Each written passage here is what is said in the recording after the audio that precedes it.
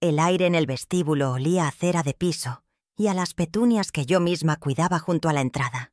A mis 72 años, esos pequeños rituales eran mi ancla. El brillo del mármol, el verde oscuro de las hojas, el silencio respetuoso de una mañana de martes. El edificio, mi hogar por más de 3 décadas, era un refugio construido con los ladrillos de mi esfuerzo, un castillo de 180 metros cuadrados que prometía una vejez tranquila. Sostenía la regadera, sintiendo el peso familiar del agua, cuando el sonido metálico del interfono rasgó la paz. Era la voz de mi hijo, Fernando, una voz que alguna vez fue mi mayor consuelo y que ahora se había convertido en un presagio de exigencias. Cada llamada un nuevo recordatorio de que mi tranquilidad tenía un precio que él nunca estaba dispuesto a pagar. «Mamá, ábreles a los tíos de Camila. Acaban de llegar de viaje. Ya saben, vayan a la casa de mi madre. Ahí siempre hay lugar». La frase resonó en el eco del vestíbulo, amplificada, pública, una orden, disfrazada de petición familiar. Antes de que pudiera procesar la audacia, las puertas del ascensor se abrieron con un silbido neumático. De él emergieron 5 figuras sonrientes, los parientes de mi nuera, arrastrando 6 maletas que retumbaban contra el suelo pulido. Parecían un equipo de exploradores llegando a un destino largamente esperado, sus rostros iluminados por la certeza de una bienvenida que no se habían molestado en confirmar. Sus miradas pasaron sobre mí, la mujer con la regadera en la mano, como si fuera parte de la decoración, una simple guardiana del portal que estaban a punto de cruzar. El interfono crepitó de nuevo, la voz de Fernando cortante, anticipando mi resistencia. «Son solo un par de semanas, mamá. Compórtate». La palabra «compórtate» cayó sobre mí como una red, una humillación diseñada para paralizarme. Me recordaba a todas las veces que me habían dicho que era demasiado controladora, demasiado difícil, simplemente por proteger lo que era mío. Los tíos y primos de Camila seguían sonriendo, esperando que yo, la dueña de la casa, me hiciera a un lado. Sentí el calor subir por mi cuello, una indignación fría y pesada que se asentó en mi pecho. El aire se volvió denso, cada segundo estirándose mientras la escena quedaba suspendida en la expectativa silenciosa de los recién llegados, quienes no veían a una persona, sino una comodidad, un servicio que daban por sentado. Mis labios se movieron antes de que mi mente consciente diera la orden. La voz que salió fue apenas un susurro, pero cargada con el peso de 40 años de sacrificios. «Esta es mi casa, Fernando, y no es un hotel». Las palabras flotaron en el aire, tan claras y afiladas como un trozo de vidrio.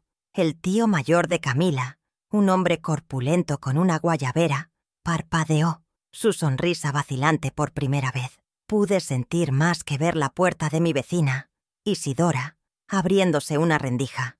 Y desde su escritorio, don Raúl, el conserje, fingía estar ocupado con un registro, pero sus hombros tensos y su mirada fija en el monitor de seguridad delataban que no se estaba perdiendo ni un solo detalle de mi deshonra pública.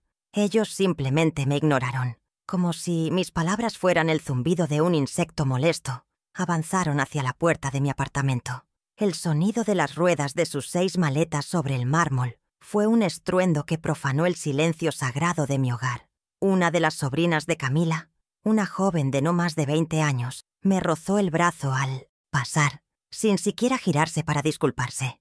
Hablaban en voz alta sobre el cansancio del vuelo, sobre quién tomaría la habitación principal, sobre si yo tendría café recién hecho.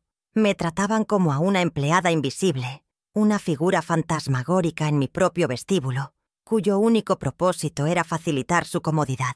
Cada una de sus risas era un clavo más en el ataúd de mi dignidad, un recordatorio de mi aparente irrelevancia. Fue entonces cuando levanté la vista, buscando un punto de anclaje en mi propio naufragio emocional. Y allí estaba, justo encima del marco de mi puerta, la pequeña cámara de seguridad en forma de domo que había hecho instalar la semana anterior. La había puesto por una sensación de inseguridad que no podía nombrar, una premonición sorda. Ahora, su discreta luz roja parpadeaba, un ojo imparcial y digital que lo grababa todo. Registraba sus rostros, el audio amplificado de la voz de mi hijo, mi respuesta temblorosa pero firme. No era solo un testigo, silencioso. Era una prueba. En ese instante, una calma gélida comenzó a desplazar la ira caliente. La humillación aún ardía, pero ahora tenía un propósito. Esta escena no sería olvidada, sería catalogada.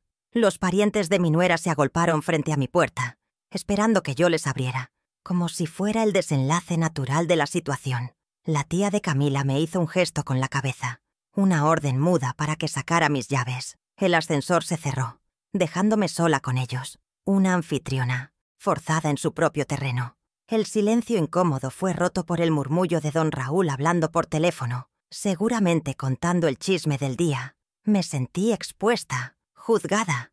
La humillación pública era un arma poderosa, diseñada para que la víctima se sienta aislada y avergonzada, para que ceda por la simple presión de las miradas ajenas. Pero lo que Fernando y Camila no entendían es que la contabilidad me enseñó a ser paciente, a saber que cada número, cada acción, se registra en un libro mayor. Giré sobre mis talones, no hacia la puerta para abrirles, sino para regresar al interior del vestíbulo, dándoles la espalda. Dejé la regadera junto a mis petunias y caminé con una lentitud deliberada hacia el escritorio de don Raúl. Sabía que cada paso estaba siendo observado. Este no era el final de una discusión familiar.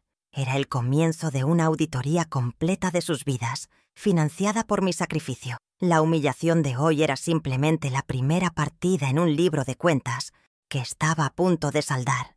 Ellos creían haber ganado la batalla de la puerta, pero yo me preparaba para ganar la guerra de mi vida, y no sabían que su mayor error fue hacerlo todo a la vista de mi pequeño y metódico testigo digital. Cuéntame abajo desde qué ciudad estás viendo esta historia. Si crees que ninguna madre merece pasar por esto, apóyame con un like para que este relato llegue más lejos. Mientras los parientes de Camila exploraban mi apartamento, abriendo puertas y repartiéndose habitaciones como si fuera un botín de guerra, me encerré en mi pequeño estudio. El olor a polvo de libros y madera vieja, que siempre me había tranquilizado, ahora se sentía sofocante. Cada risa que se filtraba por debajo de la puerta era una profanación no solo de mi espacio, sino de mi historia. Miré por la ventana hacia el parque, pero no vi los árboles. Vi el fantasma de mi yo de 40 años, sentada bajo una lámpara de escritorio, a las 2 de la mañana, con los ojos ardiendo por el esfuerzo. El recuerdo era tan vívido que casi podía oler el café rancio y sentir el calambre en mi mano derecha, la mano que revisó miles de libros de cuentas para construir este santuario que ahora estaba siendo invadido. Fueron 15 años de mi vida. 15 años trabajando en un prestigioso bufete de abogados durante el día y llevando la contabilidad de 3 pequeñas empresas por la noche. Cada número que cuadraba, cada factura que procesaba, era un ladrillo invisible para este apartamento. Junté, dólar por dólar, los $85,000 que necesitaba para la entrada. Recuerdo la noche en que finalmente firmé los papeles. Sentía que le estaba entregando a mi pequeño Fernando no solo un techo, sino un castillo de 180 metros cuadrados, un lugar seguro desde donde él podría conquistar el mundo. Creía que mi sacrificio era el cimiento de su futuro, una base inquebrantable de amor materno.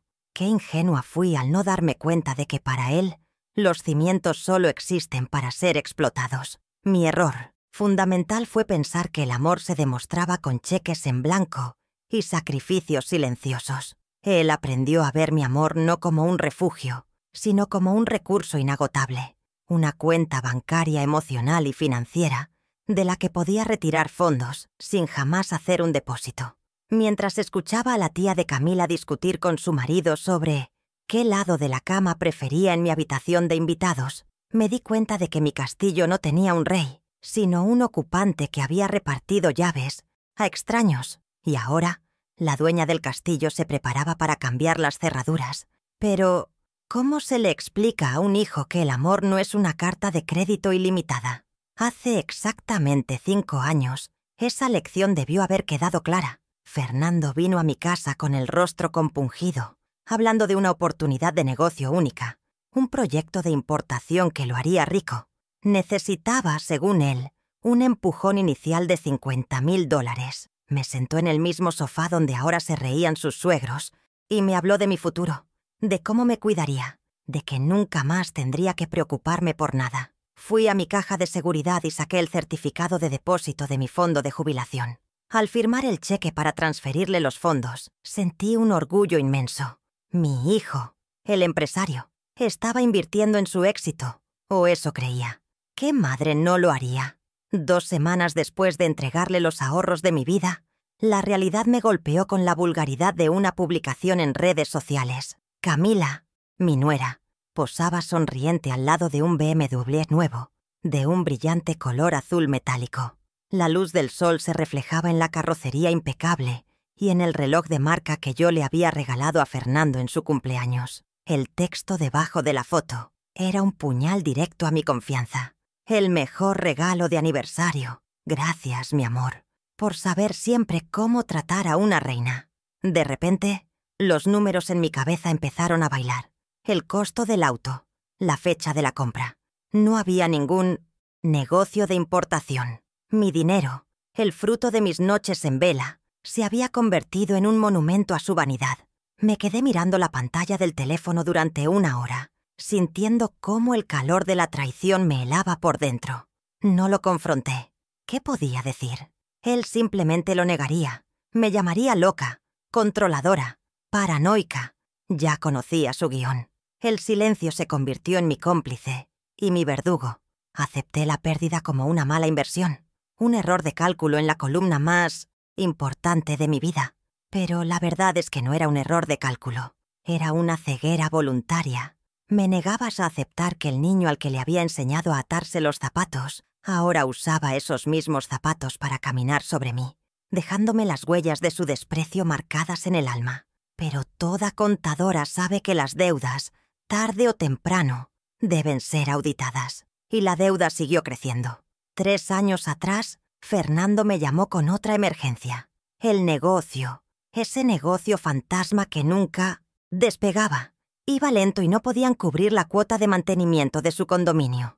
Eran solo $750 al mes. Será algo temporal, mamá. Solo hasta que las cosas mejoren, me aseguró. La palabra temporal se convirtió en una broma cruel. Programé la transferencia automática desde mi cuenta y durante los siguientes 36 meses vi cómo ese dinero salía puntualmente el primer día de cada mes. Un recordatorio digital de mi continua estupidez.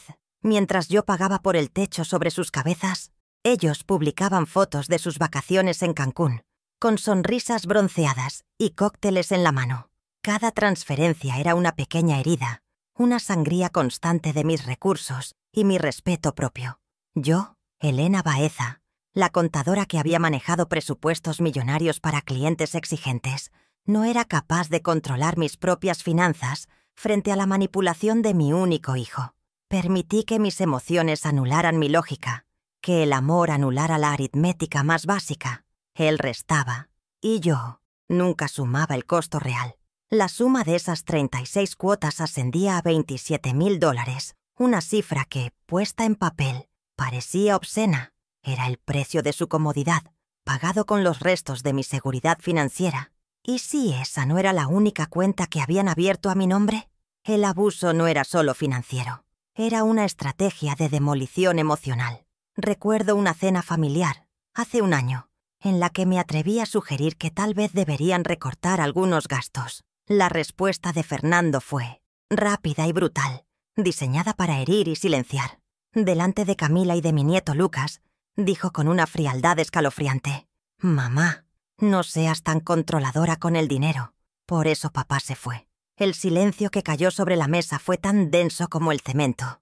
Usó mi mayor dolor, el abandono de mi esposo décadas atrás, como un arma para ganar una discusión sobre dinero. En ese momento, entendí que no había límites para su crueldad. Esa frase se quedó grabada en mi memoria. Una cicatriz que supuraba cada vez que él pedía algo más. Por eso papá se fue. Me había convertido en la villana de mi propia historia, la mujer controladora y difícil de la que todos huían, y él usaba esa narrativa para justificar su explotación. Era un golpe maestro de manipulación. Me hacía sentir culpable por el pasado para poder robarme el presente. Me convenció de que mi amor era asfixiante y que la única forma de demostrarlo era cediendo, desapareciendo financieramente, convirtiéndome en una firma, en un cheque, en una notificación de transferencia bancaria. Pero incluso los fantasmas pueden aprender a mover objetos y a dejar su marca en el mundo de los vivos. Desde mi estudio, escuchando el murmullo de las voces extrañas en mi sala de estar, sentí que la niebla de la culpa y el amor ciego finalmente se disipaba. Todos esos años de sacrificio no fueron actos de amor, sino transacciones no registradas en un libro de contabilidad desequilibrado. Él no era solo mi hijo, se había convertido en un deudor moroso. Y Camila no era mi nuera, era su cómplice. La humillación en el vestíbulo no fue un incidente aislado, fue la gota que derramó el vaso, el error de cálculo que expondría todo el fraude. La contadora que habían subestimado durante tanto tiempo estaba a punto de abrir sus libros, y mi primera tarea era simple: recopilar los recibos, cada transferencia, cada cheque, cada mentira documentada. El dolor del pasado se estaba enfriando y convirtiéndose en algo mucho más útil. Datos. La mujer emocional que perdonaba todo estaba siendo reemplazada por la profesional que no pasaba por alto ni un solo céntimo. Fernando y Camila habían cometido el error de pensar que la edad me había vuelto dócil y olvidadiza. No sabían que una buena contadora nunca olvida una deuda, y la de ellos era mucho más grande de lo que jamás podrían imaginar. La auditoría de sus vidas estaba a punto de comenzar. La primera noche fue una tortura silenciosa. Podía escuchar los susurros y las risas de los extraños al otro lado de la pared de mi dormitorio, el sonido del agua corriendo en mi baño, el clic de los interruptores de luz que yo había apagado. No dormí. En cambio, me senté en la oscuridad de mi estudio, la única luz proveniente de la pantalla de mi tableta. Con un temblor en los dedos que no era de debilidad, sino de furia contenida, abrí la aplicación de la cámara de seguridad. Había llegado el momento de enfrentar la humillación, no como una víctima, sino como una investigadora. Busqué la grabación del día anterior, a las 3 de la tarde. Presioné reproducir. La imagen era nítida, casi cinematográfica. Me vi a mí misma, regando las petunias, una figura serena momentos antes de la emboscada. Entonces, la voz metálica de Fernando llenó el audio, clara e inconfundible. Vi a los 5 parientes de Camila aparecer, sus sonrisas arrogantes capturadas en alta definición. Escuché su orden de «compórtate» y luego, mi propia voz, un susurro de resistencia. «Esta es mi casa, Fernando. Y no es un hotel». El video continuó, registrando su desdén, su avance, el sonido de las maletas. No era mi memoria empañada por la emoción. Era un hecho objetivo, un archivo digital sellado con una marca de tiempo. Lo guardé en 3 lugares diferentes. La humillación ahora tenía fecha, hora y testigos incorruptibles. Este primer trozo de verdad era un ancla. Me demostró que no estaba exagerando, que no era una anciana paranoica perdiendo la cabeza, como a Fernando le gustaba insinuar. La grabación era la piedra angular de mi caso, la evidencia irrefutable de la premeditación y la falta de respeto. Con esta certeza, el siguiente paso se dibujó en mi mente con una claridad absoluta. Si eran capaces de esta emboscada pública, ¿qué otras batallas me habían hecho librar sin que yo siquiera lo supiera? La respuesta, como siempre en mi vida, no estaba en las emociones, sino en los números. Y los números vivían en un solo lugar, el banco.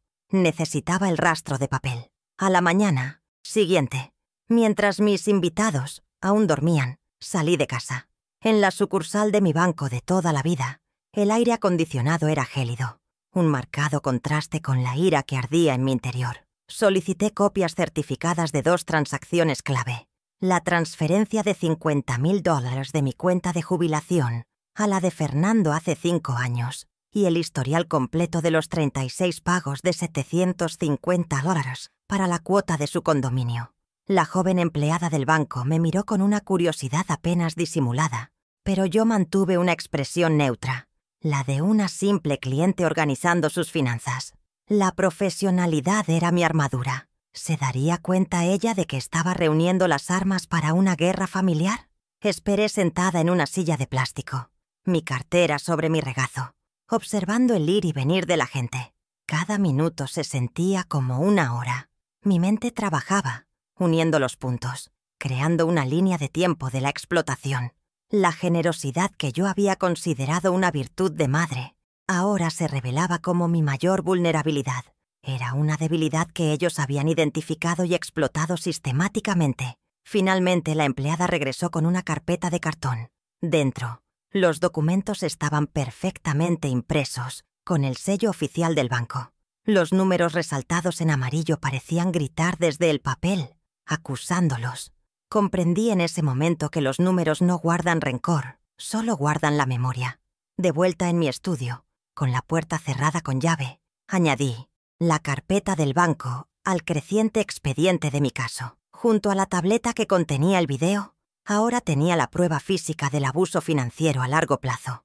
Más de 77.000 documentados, extraídos de mi seguridad futura para financiar su presente de lujos y mentiras. Sentía una extraña calma, la satisfacción de una contadora que encuentra las facturas que faltan para balancear una cuenta. Cada papel era una pieza del rompecabezas, y la imagen que se formaba era más fea y cruel de lo que había imaginado. Pero una pregunta seguía resonando en mi cabeza. ¿Era esto todo? ¿O era solo la superficie de una estafa mucho más profunda y peligrosa? La respuesta llegó de la fuente más inesperada. Mi nieto Lucas vino a visitarme esa tarde, ajeno al drama que se cocía en la casa. Su presencia era un bálsamo, un recordatorio de que no todo en mi familia estaba podrido. Con la paciencia infinita de los adolescentes de 16 años, se sentó a mi lado para enseñarme a usar la nube, una carpeta digital compartida donde la familia subía fotos de las vacaciones y eventos. «Mira, abuela, aquí puedes ver todas las fotos del viaje a la playa, para que no ocupen espacio en tu tableta», me dijo con una sonrisa. Quería mostrarme cómo ser más tecnológica, sin saber que estaba a punto de entregarme la llave de la caja de Pandora. Mientras Lucas fue a la cocina a buscar un vaso de agua, me dejó con la sesión abierta en mi tableta. Navegué con torpeza por las carpetas. Navidad 2023. Cumpleaños de Lucas. Vacaciones. Entonces vi una que no encajaba. Se llamaba simplemente Documentos importantes. La curiosidad, esa vieja aliada del auditor, me venció. La abrí. Dentro había varios archivos, copias de sus pasaportes, el seguro del coche y un archivo PDF con un nombre que me heló la sangre. Poder Notarial General Elena Baeza.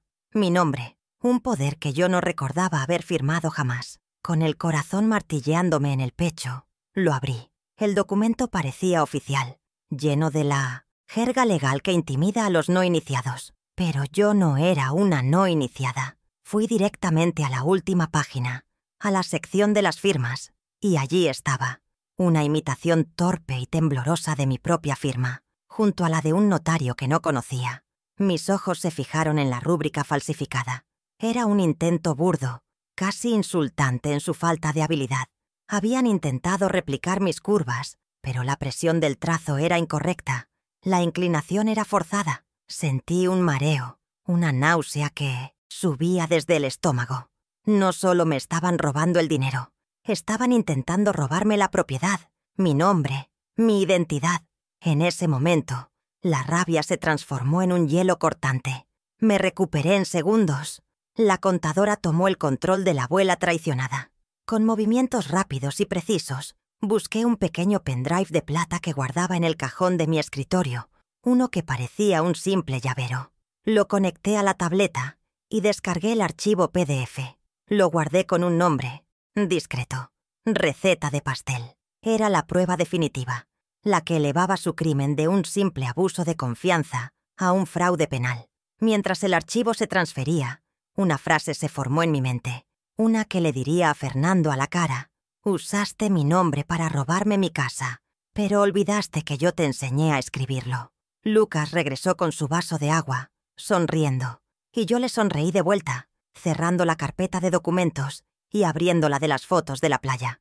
Le pregunté sobre sus clases, sobre la chica que le gustaba. manteniendo la fachada de la abuela cariñosa, mientras el pendrive de plata en mi bolsillo pesaba como un lingote de plomo.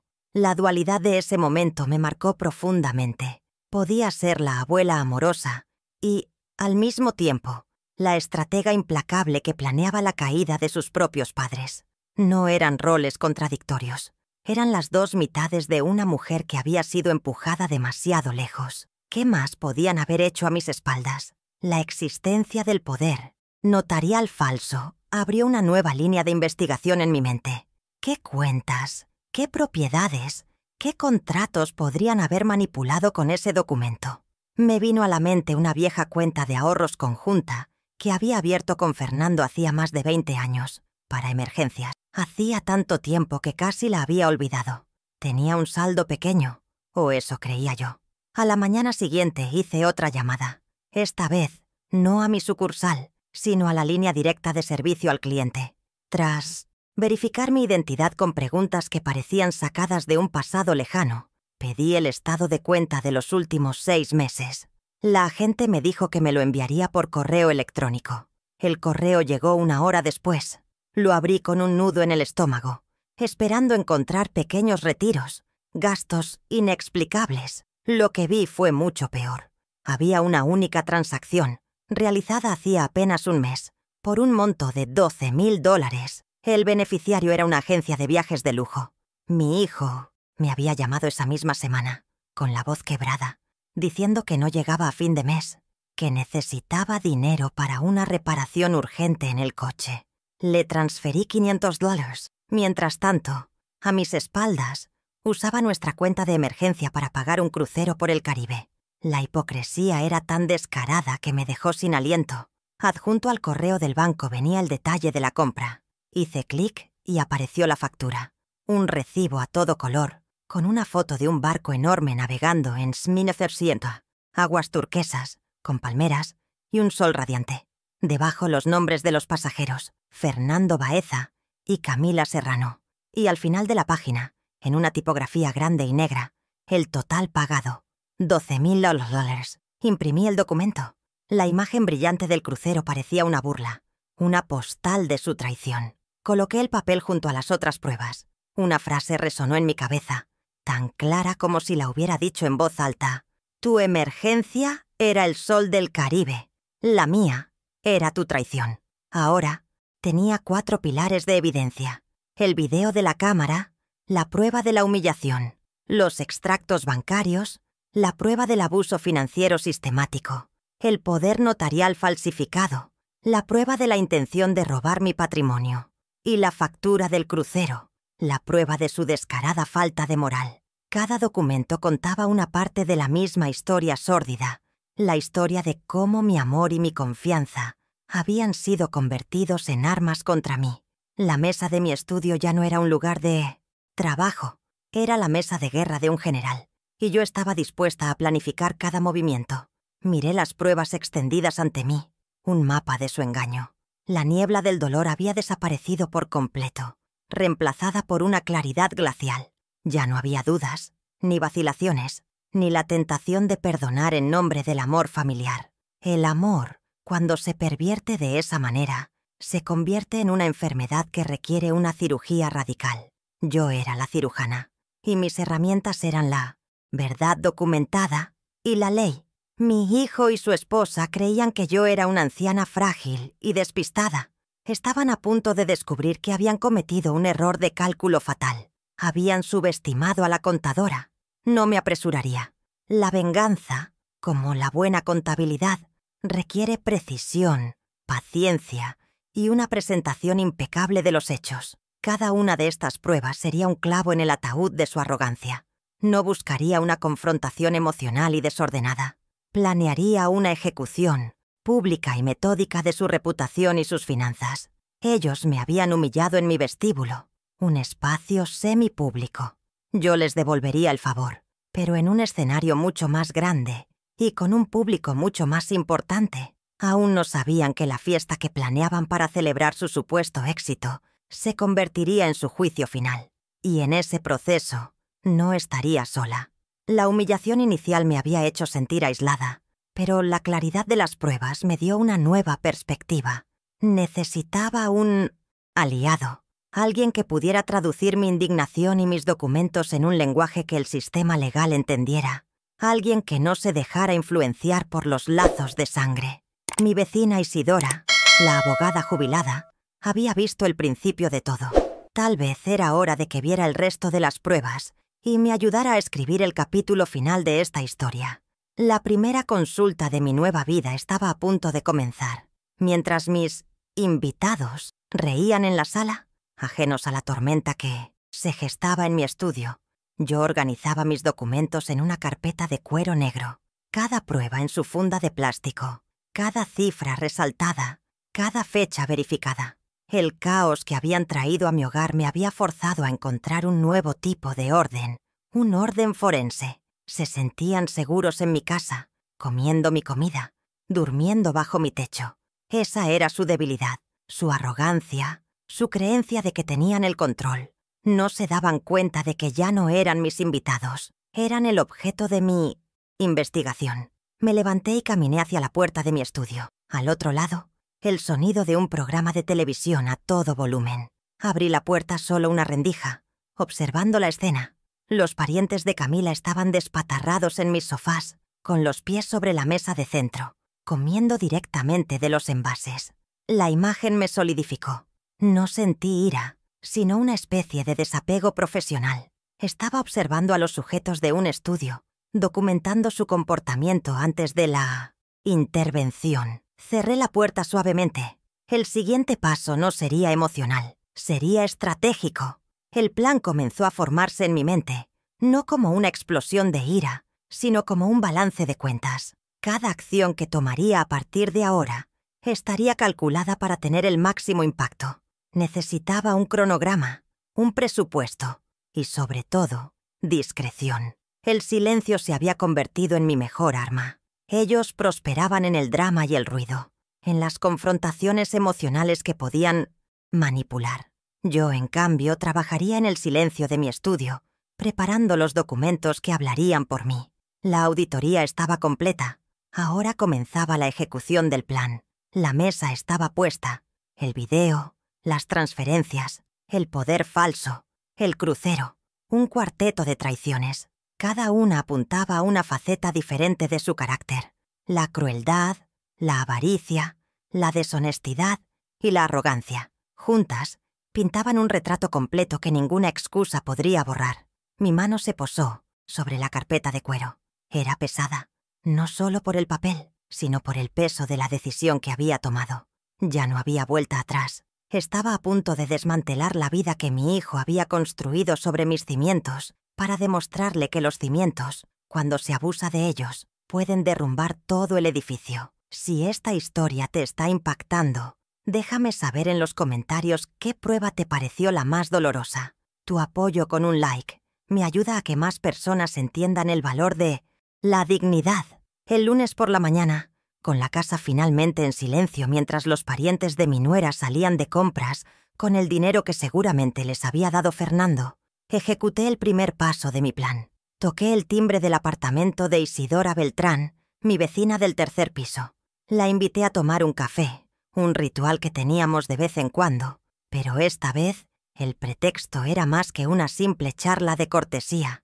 Isidora, con sus 70 años afilados y una mente que no se había jubilado junto con su carrera de abogada, era la aliada perfecta. Su sala de estar, llena de libros y recuerdos de viajes, era un santuario de inteligencia y orden. Le serví el café en mis tazas de porcelana fina, las que guardaba para ocasiones especiales. Esta, sin duda, lo era. Sin decir una palabra, coloqué mi tableta sobre la mesa de centro y reproduje el video de la cámara de seguridad. Isidora observó la escena completa con una concentración absoluta, sus ojos de un azul pálido fijos en la pantalla, sin parpadear. Vio la llegada, escuchó la voz de mi hijo, fue testigo de mi humillación pública. Cuando el video terminó, no mostró sorpresa ni lástima, lo cual agradecí profundamente. En su lugar, asintió lentamente, un gesto que denotaba análisis, no emoción. Tomó un sorbo de su café, lo dejó sobre el platillo con un sonido delicado y me miró fijamente. Su primera pregunta no fue sobre mis sentimientos, sino sobre la legalidad. ¿Esa cámara está en tu propiedad o en un área común? Le expliqué que estaba en el marco de mi puerta, mi propiedad privada, grabando lo que ocurría en mi entrada. Ella asintió de nuevo. «Perfecto. Es admisible», dijo con la seguridad de quien ha pasado una vida en los tribunales. Luego se inclinó hacia adelante. Su voz bajó a un tono conspirador y firme. «Elena, escúchame con atención. No digas nada. No los confrontes. No les muestres ni una sola de tus cartas. A partir de este momento, el silencio es tu mejor arma. Conviértete en un fantasma en tu propia casa. Observa, documenta y no reacciones. Tu campo de batalla no es el pasillo ni la sala de estar. Es el papel, son los números. Ve al banco. Consigue cada recibo, cada prueba.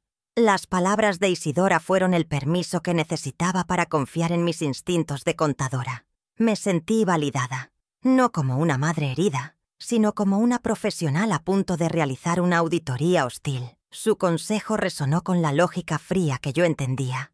Ellos esperan lágrimas y gritos, Elena. Dales silencio. Dales normalidad. Eso los desconcertará más que cualquier acusación. Salí de su apartamento sintiendo que una columna de acero se había instalado en mi espalda. Ya no era una víctima solitaria. Tenía el consejo estratégico de una experta. La guerra silenciosa había sido declarada. Y yo tenía mi primera orden de operaciones. Reunir un arsenal de papel que sería más devastador que cualquier bomba emocional. El martes por la mañana seguí el plan con una precisión militar. Fui al banco y obtuve las copias certificadas de las transferencias, tal como Isidora había aconsejado. El miércoles por la tarde, el destino me entregó la pieza más crucial de mi arsenal a través de las manos inocentes de mi nieto, el poder notarial falsificado. Cada noche, mientras la casa se sumía en el sueño, yo me encerraba en mi estudio, no para lamentarme, sino para trabajar. Organicé los documentos en una carpeta de cuero negro, creando secciones, resúmenes y cronologías. La asuata mesa de mi escritorio se convirtió en mi cuartel general y la luz de mi lámpara en la única confidente de mi estrategia. Me movía por mi propia casa con el sigilo de un espía, manteniendo una sonrisa amable y distante. Mi comportamiento dócil pareció tranquilizarlos. Me veían como la anciana derrotada que había aceptado su destino. Ofrecía café por la mañana. Preguntaba vagamente sobre su día. Esta fachada de normalidad era mi camuflaje. Mientras ellos veían telenovelas en mi sala, yo estaba en mi estudio, calculando intereses sobre el dinero robado, investigando en línea sobre notarios y verificando los detalles de agencias de viajes de lujo. La Elena que ellos conocían, la madre suave y complaciente, había muerto en el vestíbulo.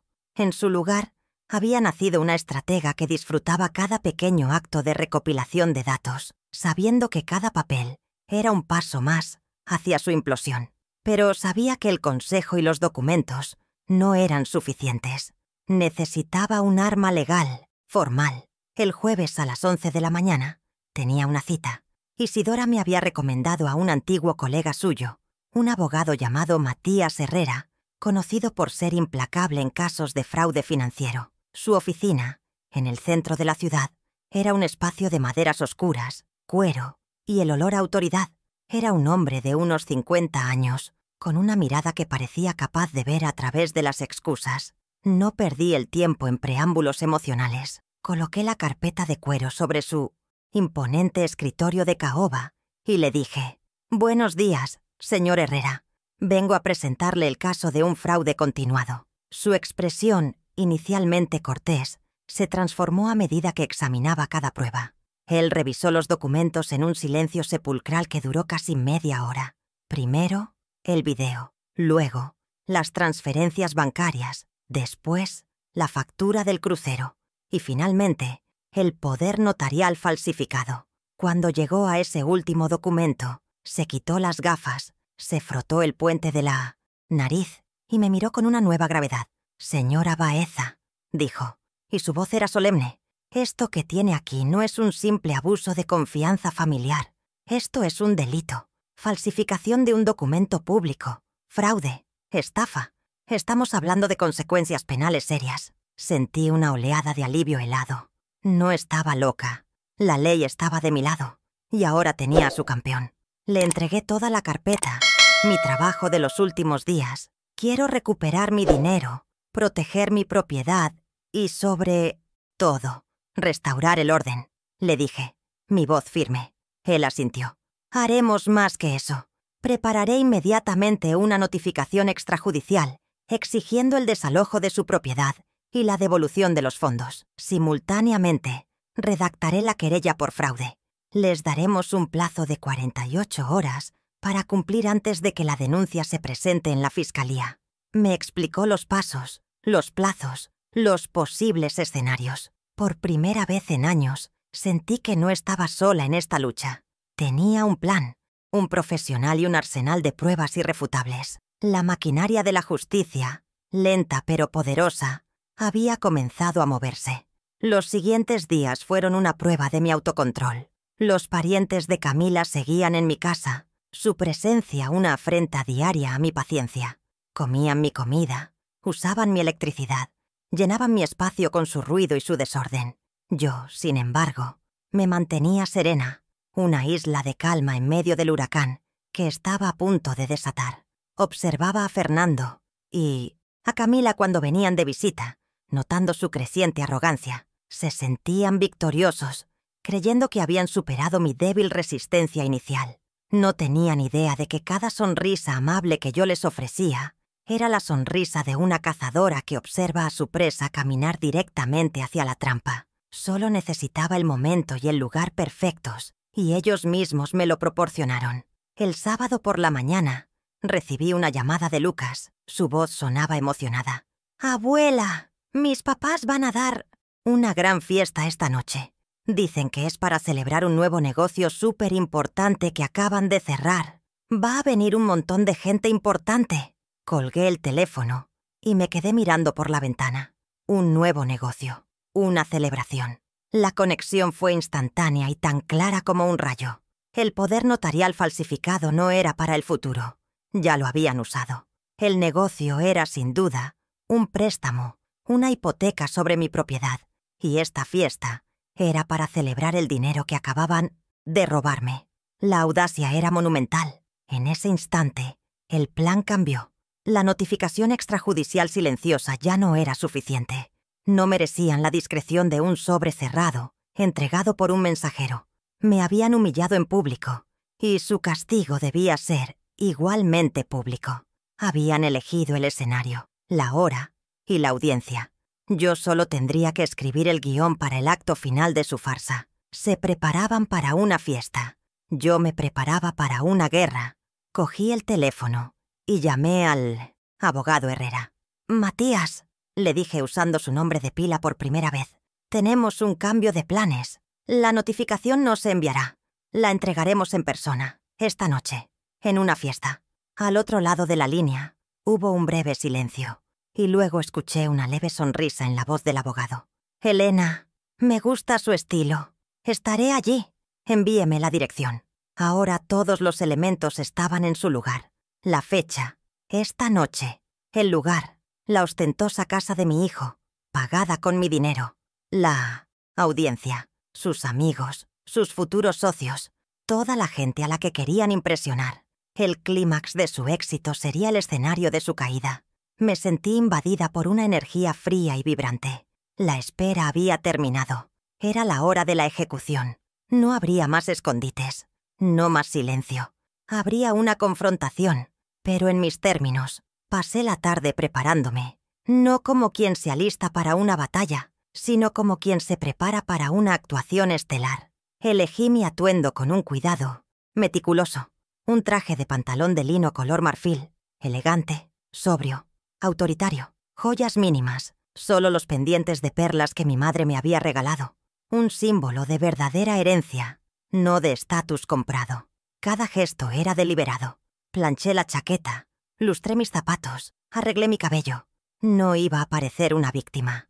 Iba a parecer la dueña del banco que llega a ejecutar una hipoteca. Mi calma era mi armadura. Mi serenidad era mi arma. Mientras me preparaba, Los ruidos en mi propia casa parecían lejanos, irrelevantes. La tía de Camila cantaba desafinadamente en la ducha. Uno de sus sobrinos hablaba a gritos por teléfono en el balcón. Eran fantasmas, ecos de un problema que ya estaba resuelto en mi mente. Mi enfoque estaba a horas de distancia, en la casa de Fernando. Imaginé la escena, la música, las risas, el tintineo de las copas, y yo, entrando en medio de todo, no como una madre despechada, sino como una fuerza de la naturaleza, un evento de extinción para su mundo de mentiras. Revisé la carpeta de cuero una última vez. Cada documento estaba en su lugar. Hablé con el abogado Herrera por teléfono para coordinar nuestra llegada. Él entraría discretamente unos minutos después que yo, como un invitado más, con el proyector portátil y los documentos oficiales en su maletín. El plan era simple, elegante y devastador. No habría gritos ni escenas melodramáticas por mi parte. Simplemente presentaría los hechos, uno tras otro, de forma escalonada, permitiendo que el peso de la verdad hiciera todo el trabajo. Dejaría que sus propias acciones los condenaran frente a la misma gente cuya aprobación buscaban desesperadamente. Miré mi reflejo en el espejo del vestíbulo antes de salir. La mujer que me devolvía la mirada no era la misma que había estado regando las petunias una semana antes. Sus ojos ya no tenían la suavidad de la confianza ciega, sino el brillo duro y pulido de la certeza. Había sido despojada de mis ilusiones, pero en su lugar había encontrado una fuerza que no sabía que poseía. Me había convertido en la auditora de mi propia vida y estaba a punto de presentar mi informe final. Un informe que declararía a mi único hijo y a su esposa en bancarrota moral y, muy pronto, financiera. Salí de mi apartamento y cerré la puerta con un clic suave. En el pasillo, me crucé con uno de los sobrinos de Camila, que regresaba con bolsas de comida rápida. Me sonrió con aire de suficiencia. Le devolví la sonrisa, una sonrisa genuina, la de alguien que sabe un secreto maravilloso. «Disfruta la cena», le dije. «Creo que será tu última comida en esta casa». Él frunció el ceño, confundido, pero yo ya estaba caminando hacia el ascensor. El telón estaba a punto de levantarse, y yo era la única que sabía cómo terminaría la obra. La fiesta de mi hijo sería inolvidable, pero no por las razones que él esperaba. La decisión de actuar en público no era por venganza, sino por justicia poética. Ellos habían usado la presión social y la apariencia pública como sus armas principales. El auto de lujo en Instagram, las vacaciones en Cancún, la fiesta para impresionar a socios. Querían construir un imperio basado en la percepción. Por lo tanto, era justo que su caída ocurriera en el mismo escenario, frente a la misma audiencia. No bastaba con que yo supiera la verdad. Era imperativo que el mundo que ellos habían construido con tanto esmero viera el fraude que se escondía debajo de la superficie dorada. Estaba a punto de realizar una demolición controlada. Mientras el taxi me llevaba a través de la ciudad hacia su lujoso barrio, sentí una paz absoluta. No había nervios, solo una determinación inquebrantable.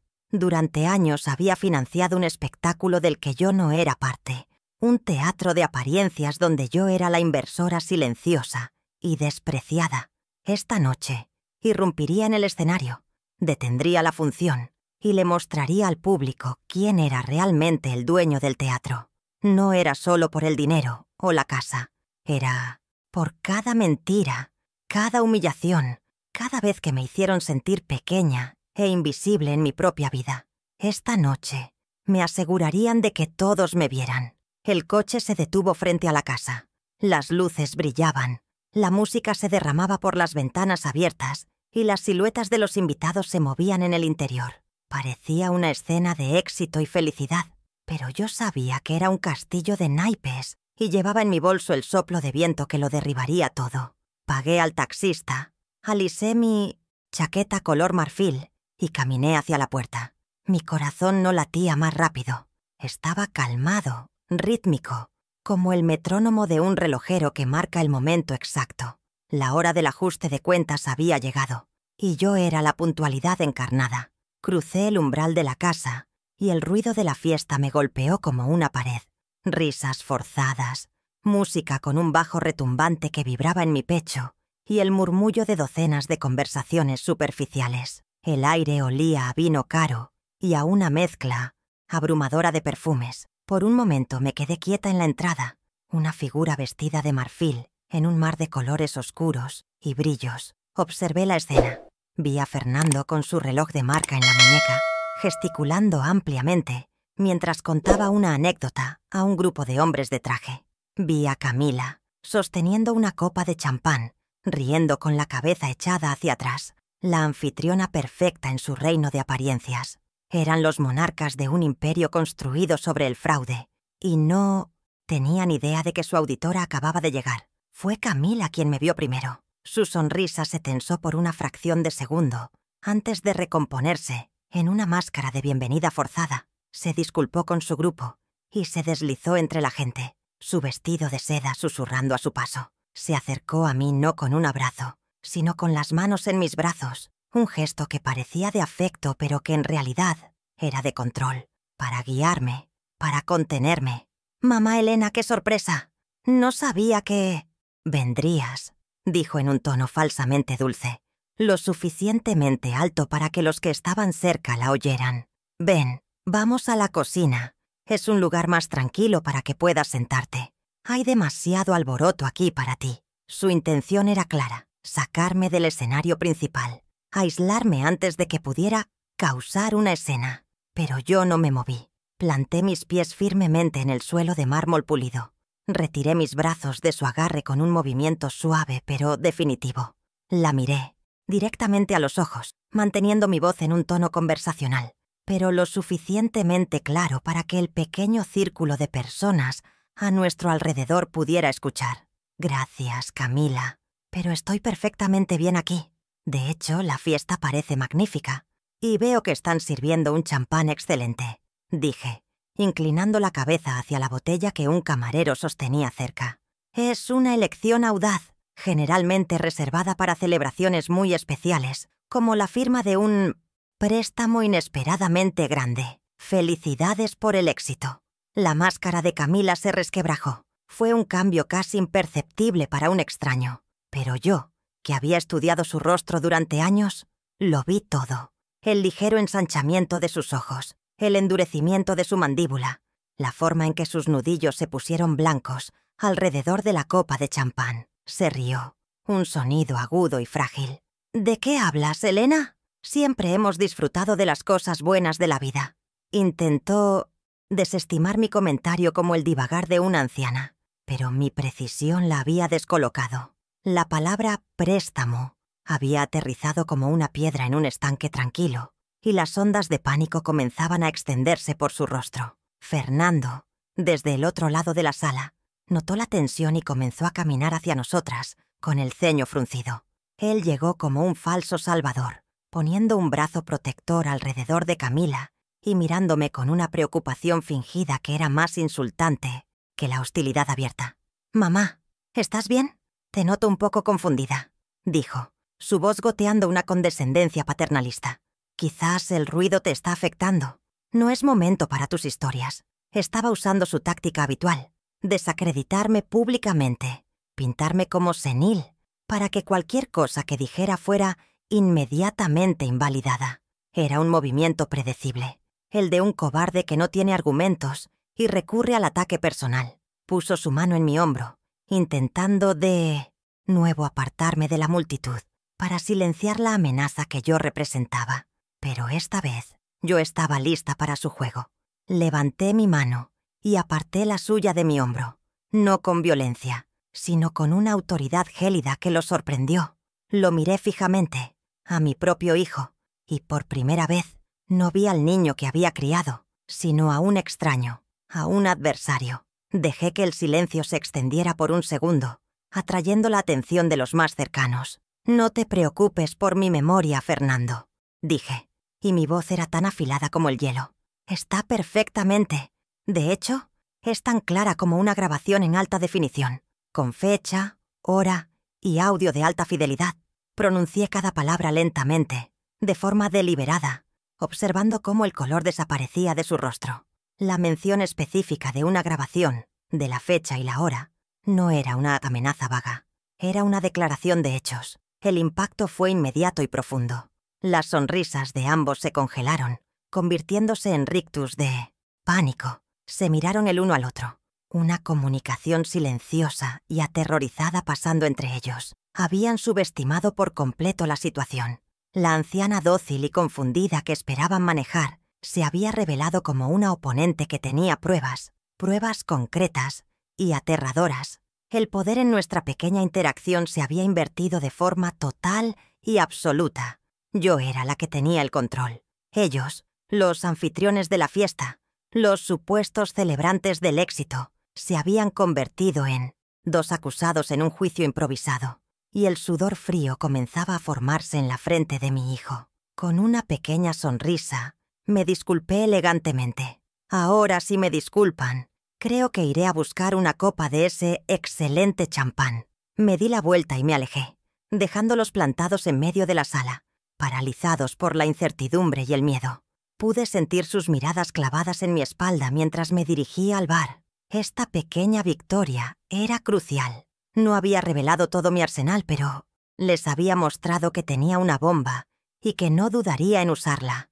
Había sembrado el pánico en su fortaleza. Había agrietado los cimientos de su arrogancia. La fiesta continuaría, pero para ellos, la música se había detenido. El verdadero espectáculo, mi espectáculo, estaba a punto de comenzar. Me moví por la fiesta con una calma depredadora, aceptando una copa de agua mineral y posicionándome en un lugar con una vista clara del centro de la sala, donde Fernando, recuperado a medias de nuestro encuentro inicial, se preparaba para su gran momento. La ansiedad lo hacía hablar más alto, reír más fuerte. Necesitaba reafirmar su estatus después de la grieta que yo había abierto en su fachada. Finalmente tomó un cuchillo y golpeó suavemente su copa de champán. El tintineo agudo cortó el murmullo de la fiesta y gradualmente las 30 personas presentes, una mezcla de familiares de Camila, amigos superficiales y, lo más importante, potenciales socios de negocios, guardaron silencio y se giraron hacia él. Este era su escenario. No sabía que yo era la directora de la obra. «Gracias a todos por venir», comenzó Fernando, su voz resonando con una falsa modestia. «Camila y yo estamos increíblemente emocionados de tenerlos aquí para celebrar un nuevo capítulo en nuestras vidas. Como algunos de ustedes saben, hemos estado trabajando en un proyecto muy importante. Una nueva empresa que llevará nuestro futuro a otro nivel». Irradiaba una confianza aceitosa, el perfecto hombre de negocios, a punto de anunciar su triunfo. Los socios potenciales, dos hombres de aspecto serio y trajes caros, lo observaban con interés, listos para aplaudir el éxito al que querían asociarse. Camila lo miraba con adoración, una actriz consumada en su papel de esposa solidaria. El telón estaba arriba y la farsa estaba en su apogeo. Levantó su copa para el brindis. «Así que quiero proponer un brindis por el futuro, por los nuevos comienzos y por los negocios que se construyen sobre una base sólida de confianza» y no lo dejé terminar la frase. Mi voz no fue un grito, sino un corte limpio y sereno que atravesó su discurso. «Fernando». Todos los ojos se giraron hacia mí. El silencio se hizo más profundo, cargado de una tensión repentina. «Antes de que celebres esa base sólida», continué, haciendo comillas en el aire con mis dedos, «creo que tus socios y amigos merecen escuchar la verdadera voz de tu negocio, la que usas cuando crees que nadie importante está escuchando». El rostro de Minothion von Fernando se contrajo en una mueca de ira y pánico. «Mamá, no es el momento», comenzó a decir, pero yo ya había sacado mi teléfono y un pequeño altavoz Bluetooth de mi bolso. Con un simple toque en la pantalla, la grabación de la cámara de seguridad comenzó a sonar en el silencio absoluto de la sala. La voz metálica y amplificada de mi hijo llenó el espacio. «Mamá, ábreles a los tíos de Camila. Acaban de llegar de viaje. Ya saben, vayan a la casa de mi madre. Ahí siempre hay lugar». El audio era brutalmente claro, despojado de cualquier ambigüedad. La orden, la arrogancia, la falta de respeto, todo estaba expuesto para que todos lo oyeran. La grabación continuó. «Son solo un par de semanas, mamá. Compórtate. La humillación que sentí en el vestíbulo se recreó, pero esta vez la vergüenza no era mía. Estaba reflejada en los rostros de los invitados. Vi a los socios de negocios intercambiar una mirada incómoda. Vi a los amigos de Camila mirarla, sus sonrisas congeladas. Y luego, mi propia voz, tranquila pero firme. Esta es mi casa, Fernando, y no es un hotel. Cuando el audio terminó, el silencio que quedó era pesado, denso, un sudario sobre el ambiente festivo de la fiesta. Nadie se movió, nadie habló. El rey había sido desnudado en medio de su propia corte. Mientras el eco de mis palabras aún flotaba en el aire, caminé lentamente hacia la mesa de centro. El único sonido era el de mis zapatos sobre el mármol. No miré a Fernando ni a Camila. Mi atención estaba en la carpeta de cuero negro que llevaba en la mano. Con un gesto deliberado, la coloqué sobre la mesa y la abrí. En el interior, perfectamente ordenadas, estaban las copias certificadas de las transferencias bancarias y los 36 recibos de los pagos del condominio, con las cifras de 50.000 $, y 750 resaltadas en un amarillo brillante y acusador. Los documentos, bajo la luz de los focos del techo, parecían irradiar una verdad fría e irrefutable. Me dirigí a los invitados, mi voz tranquila, la de una presentadora en una junta de accionistas. Durante los últimos 5 años, he tenido el privilegio de ser la principal inversora en la empresa de mi hijo, dije, mi tono teñido de una ironía helada. Invertí $50.000 de mis ahorros de jubilación, que se materializaron en un BMW azul, e invertí $27.000 adicionales en el mantenimiento de esta misma casa. Hice una pausa, dejando que la información se asimilara. Pagué por este techo, esta comida y esta fiesta.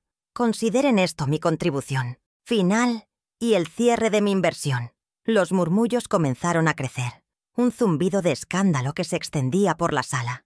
Algunos invitados, vencidos por la curiosidad, se acercaron a la mesa para ver los papeles. Reconocieron los membretes del banco, los sellos oficiales. La evidencia era tangible, innegable. La humillación de Fernando y Camila pasó a un nuevo nivel, del bochorno personal al descrédito financiero. Su imagen de pareja exitosa y autosuficiente se estaba desmoronando en tiempo real, papel por papel. Fernando, finalmente reaccionando, dio un paso hacia la mesa para intentar arrebatar los documentos, su rostro una máscara de furia. «Esto es privado.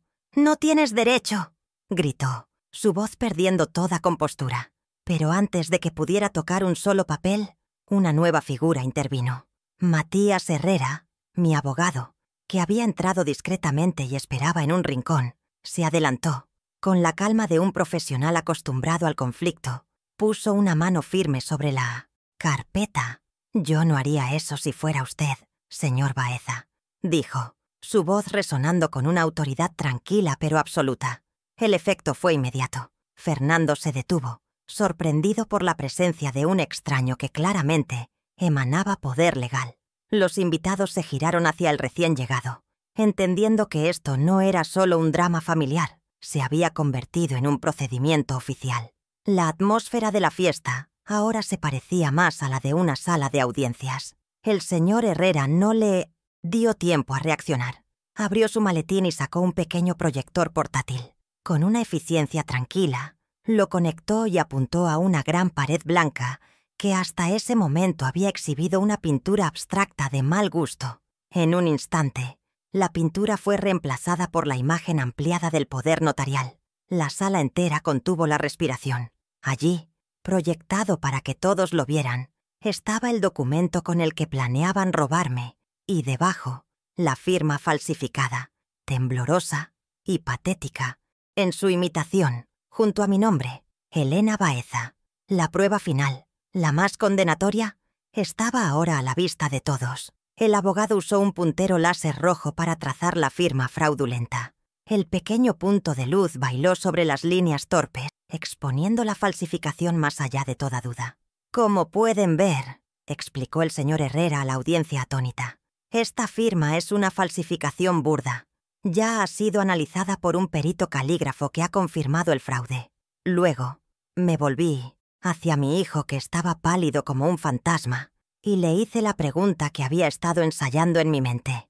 ¿Creíste que después de 45 años de contabilidad no reconocería una firma falsificada? Mi propia firma, Fernando. Mi voz era un susurro, pero resonó en el silencio como un grito. La humillación de Fernando era total, absoluta, insuperable. Estaba expuesto no solo como un hijo ingrato, sino como un delincuente común.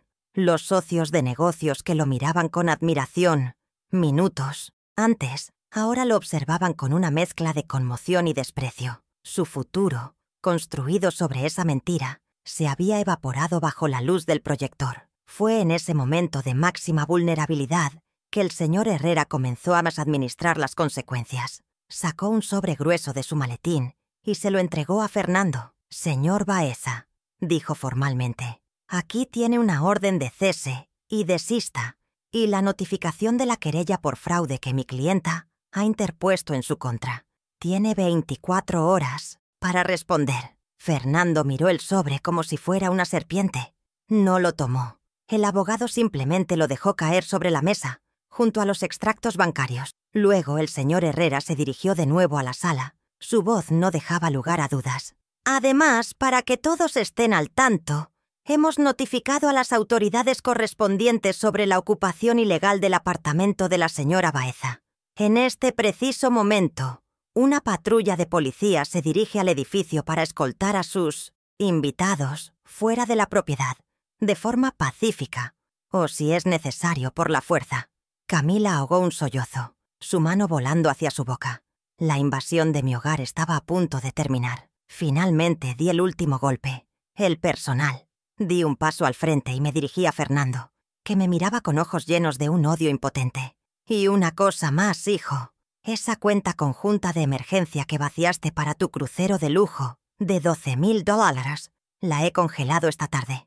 Además, he presentado una orden de embargo preventivo sobre el BMW azul de tu esposa para recuperar los primeros $50,000 que me robaste. Financiaste tus lujos con mi soledad. Hoy, esa cuenta se cierra definitivamente». Cada consecuencia era una viga que se derrumbaba, demoliendo la estructura de sus vidas fraudulentas, la acción legal, la expulsión de sus parientes y la recuperación de mis activos. El efecto fue devastador. Los invitados, como si una alarma silenciosa hubiera sonado, comenzaron a retroceder, a buscar sus abrigos, a murmurar excusas y a dirigirse hacia la puerta.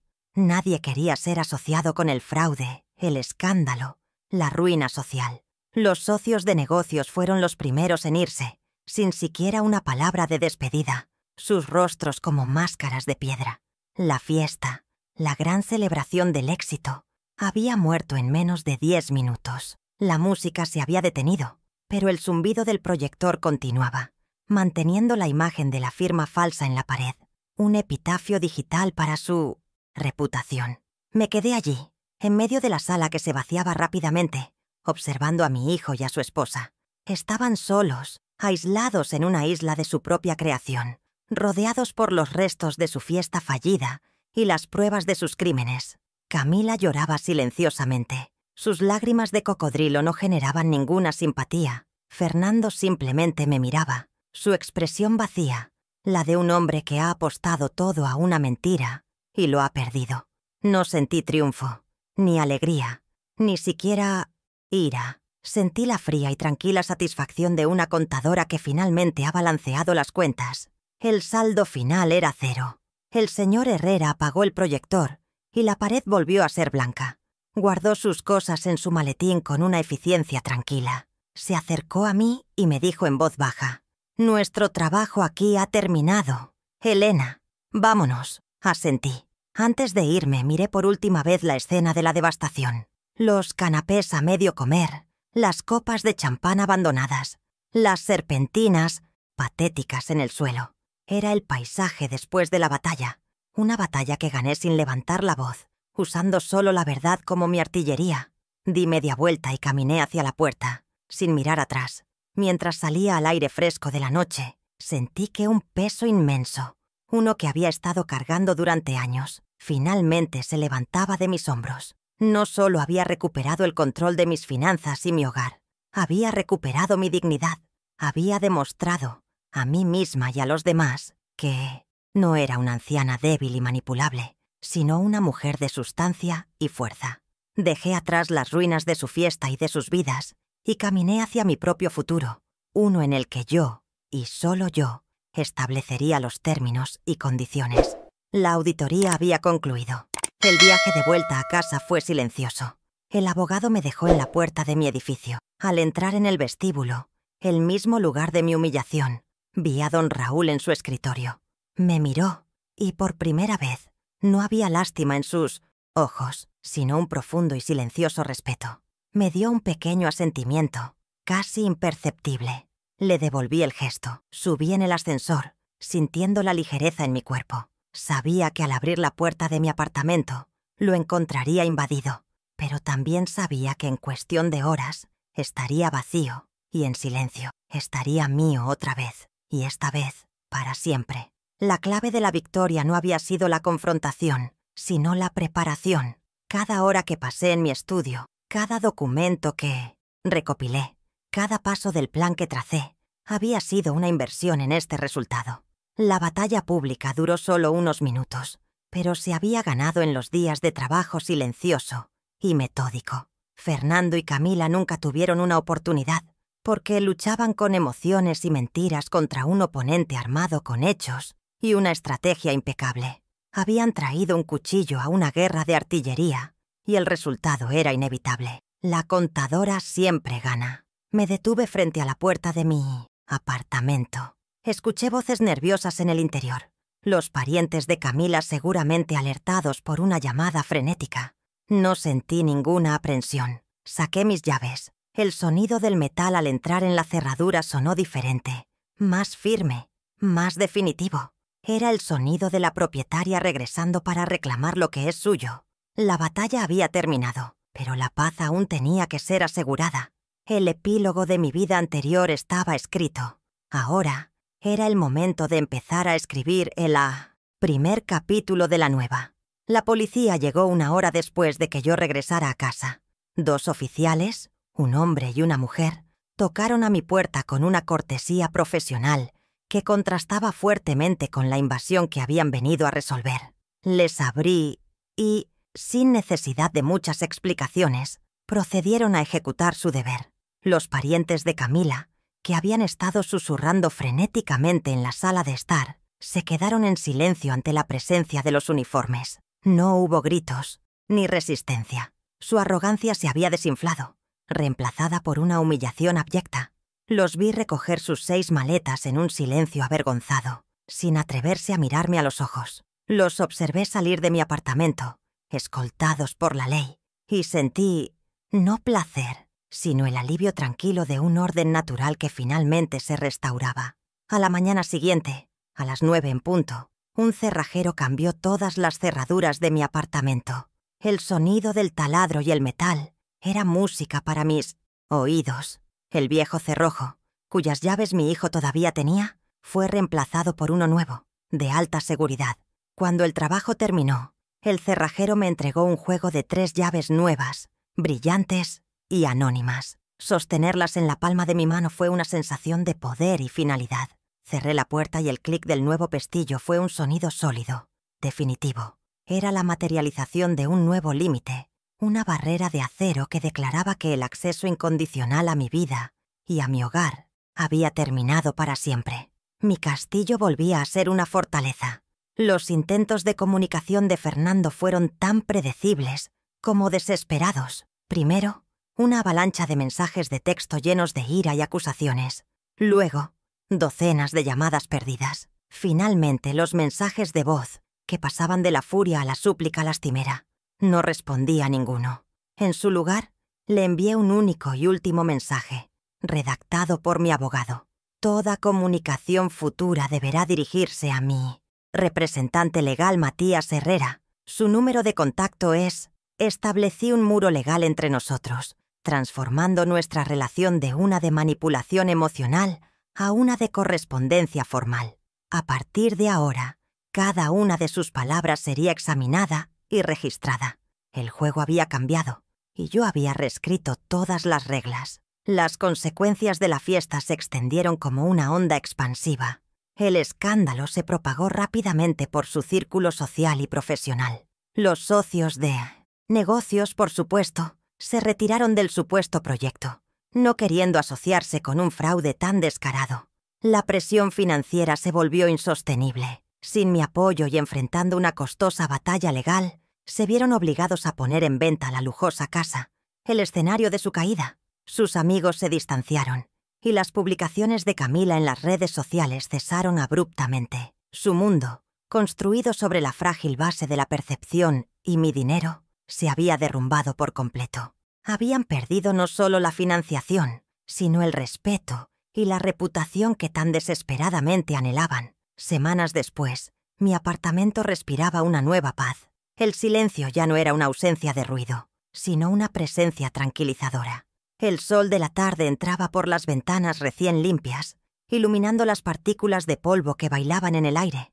El olor a cera de limón y a café recién hecho había reemplazado el rastro de perfumes extraños. En la sala de estar, sobre la alfombra persa, había un tablero de ajedrez de marfil. Sentado frente a mí estaba mi nieto Lucas. Le estaba enseñando los movimientos, la estrategia, la importancia de pensar varios pasos por delante. Su concentración era total, su respeto por el juego y por mí era palpable. En medio de una jugada, mientras Lucas contemplaba mover su caballo, le sonreí y me di cuenta de que era la primera sonrisa genuina, una que nacía desde lo más profundo de mi ser, en mucho tiempo.